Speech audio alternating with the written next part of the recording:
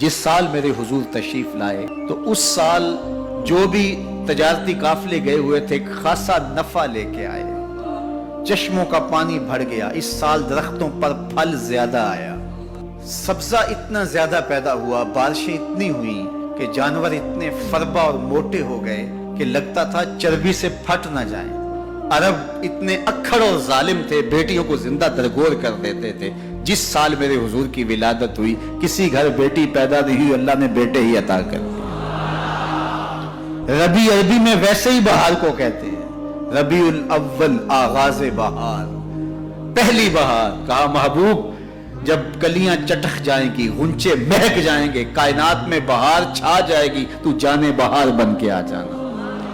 اور جب حضور تشریف آئے بہاروں پر بہار آ گئی، پوری کائنات میں روشنی پھیل گئی، اجالے پھیل گئے، گلی گلی چراغ ہوا، شرق کے جانور غرب کو دوڑ پڑے، غرب کے جانور شرق کو دوڑ پڑے، اور جب آپس میں ملتے تو کہتے مبارک و حضور آ گئے، مبارک و حضور آ گئے۔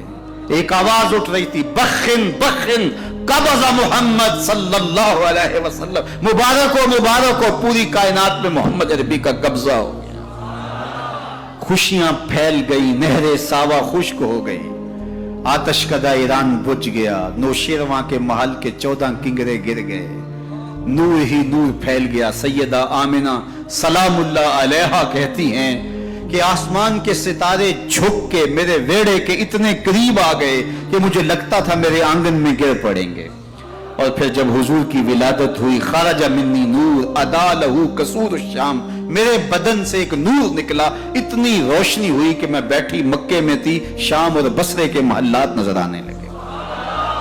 حضور کو غسل دینے کے لیے جب دائی آگے بڑھی تو غسل ہوا تھا، سرما لگانے لگی تو سرما لگا ہوا تھا، ختنے کرنے لگے تو حضور مختون تھے، ناف کٹا ہوا تھا، سرما لگا ہوا تھا، اور خوشبو لگانے لگے تو بدن پہلے ہی خوشبو سے مہک رہا، تو خوشبوؤں میں گھر بسا تھا، ان انوار ہی انوار پھیلے ہوئے تھے۔